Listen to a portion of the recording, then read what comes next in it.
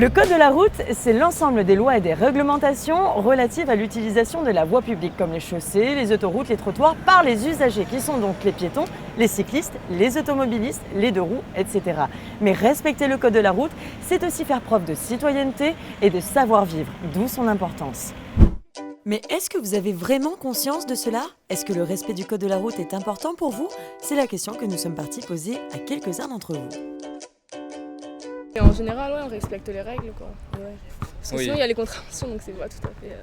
Vous pensez que c'est important de respecter le code de la route? Oui, Oui. Si ça a été établi, c'est que forcément il y a une raison. ça Ouais. sert à tout le monde. Parce qu'on n'est pas tout seul sur la route.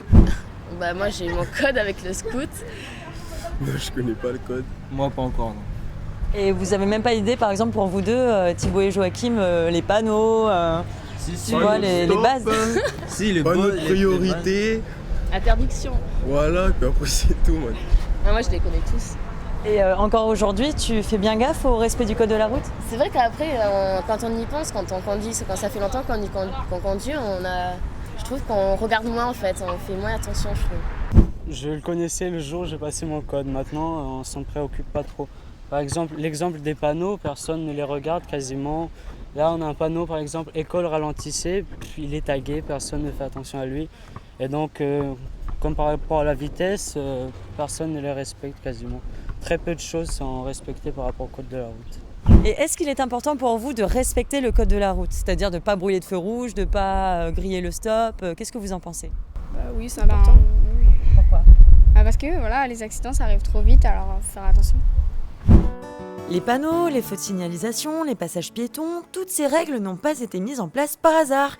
Il s'agissait, lors de la rédaction du Code de la route actuel en 1958, de continuer à faire prendre conscience aux citoyens de l'importance de la sécurité routière. Pour plus de détails sur ce principe de civisme et de savoir-vivre, nous sommes partis rencontrer Dominique Doppler-Lecoeur, chef du bureau de la sécurité routière. C'est un ensemble de règles, en fait, le code de la route. Pourquoi? Parce que la route est un espace partagé par plusieurs modes de transport. On va avoir les piétons, on va avoir les vélos, les motos, les véhicules, les voitures, des poids lourds. Donc en ce sens, il a fallu mettre des règles parce qu'il a fallu que tout ce monde puisse circuler sur la route de façon homogène et en toute sécurité, de façon harmonieuse. Donc c'est pour ça que c'est important, parce qu'en fait, les règles qui sont tantôt des droits pour les uns, sont des devoirs pour les autres. Alors, si le code de la route était respecté, on n'aurait sans doute pas de problème d'insécurité routière, puisqu'on peut dire que 98% sont des problèmes de comportement. Mais c'est quoi le comportement? C'est un excès de vitesse, donc un non-respect de la limitation de vitesse. C'est une consommation de produits, on va dire, interdits, ou du moins tolérés comme l'alcool, donc on n'a pas respecté. Mais c'est aussi après, je traverse hors des passages piétons, je franchis un stop. Donc tout ça, ce sont des non-respects de la réglementation, des non-respects du code de la route qui engendrent trop d'incidents et d'accidents. Les jeunes, par rapport à tout ce que je viens de dire, c'est ne pas prendre le code de la route comme une contrainte et seulement un devoir. C'est aussi un droit, puisqu'on est tantôt piéton et tantôt automobiliste. Et donc en ce sens, il faut le respecter pour que tout le monde puisse circuler harmonieusement. Et c'est maintenant à vous de jouer. Nous allons vous poser 3 questions concernant le code de la route. Attention, vous n'avez que 10 secondes pour trouver la réponse. Avant tout, imaginez que vous êtes le conducteur de ce scooter. Il vous suffit de répondre à ces questions par la lettre A ou la lettre B selon les réponses que vous voulez donner. Première question. Dans cette situation, A. Je peux rouler à 70 km/h. B. Je peux rouler à 50 km/h.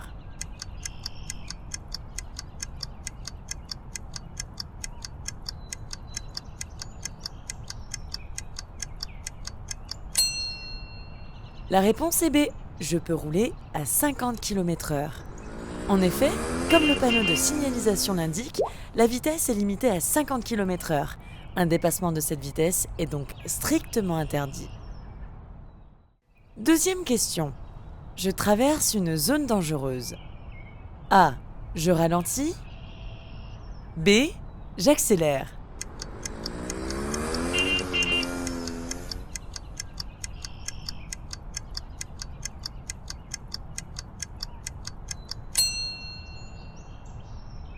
La réponse est A. je ralentis.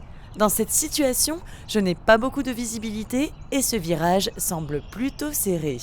Par ailleurs, le panneau de signalisation indique un risque de chute de pierre. Il faut donc être vigilant et ralentir sa vitesse. Troisième question.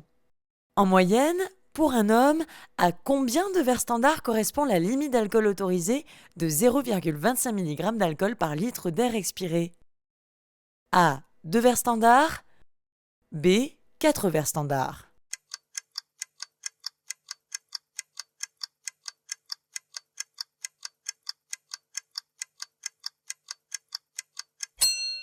La réponse est A. 2 verres standard. En fait, un verre standard correspond à 10 grammes d'alcool pur. Ainsi, il faut savoir qu'un verre de vin est égal à un verre de bière, qui est égal à un verre de whisky, qui est égal à un verre de rhum. Si pour un homme de taille moyenne, 2 verres standards suffisent à atteindre la limite d'alcool autorisée, pour une femme, 1,5 verre suffiront pour atteindre les 0,25 mg d'alcool par litre d'air expiré. Le code de la route, c'est donc un droit, mais le respecter, c'est surtout un devoir. Alors pensez-y et parlez-en autour de vous. Comme d'habitude, on se retrouve dès la semaine prochaine à la même heure sur la même chaîne avec le même peps. Salut! C'était une émission proposée par le Centre de documentation pédagogique de la Nouvelle-Calédonie.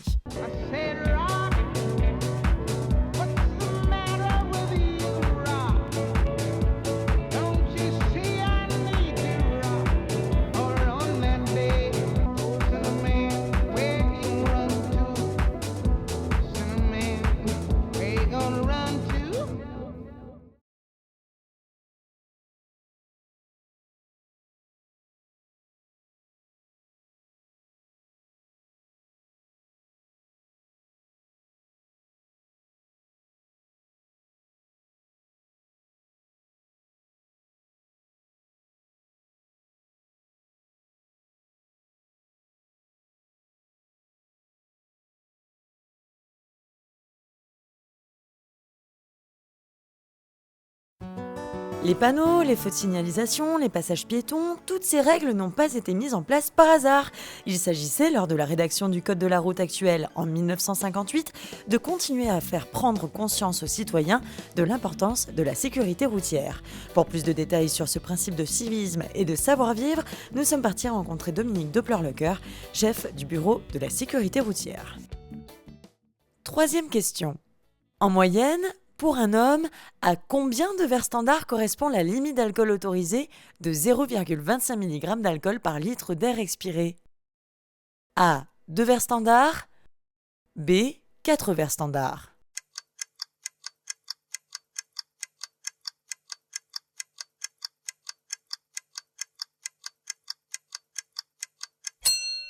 La réponse est A. 2 verres standard. En fait, un verre standard correspond à 10 grammes d'alcool pur. Ainsi, il faut savoir qu'un verre de vin est égal à un verre de bière, qui est égal à un verre de whisky, qui est égal à un verre de rhum. Si pour un homme de taille moyenne, 2 verres standards suffisent à atteindre la limite d'alcool autorisée, pour une femme, 1,5 verre suffiront pour atteindre les 0,25 mg d'alcool par litre d'air expiré.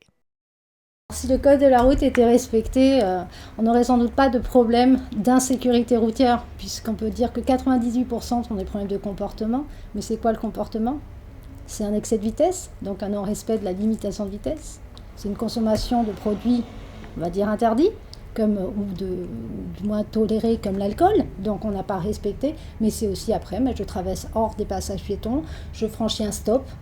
Donc tout ça, ce sont des non-respects de la réglementation, des non-respects du code de la route qui engendrent trop d'incidents et d'accidents. Le code de la route, c'est donc un droit, mais le respecter, c'est surtout un devoir. Alors pensez-y et parlez-en autour de vous. Comme d'habitude, on se retrouve dès la semaine prochaine à la même heure sur la même chaîne avec le même peps. Salut! C'était une émission proposée par le Centre de documentation pédagogique de la Nouvelle-Calédonie.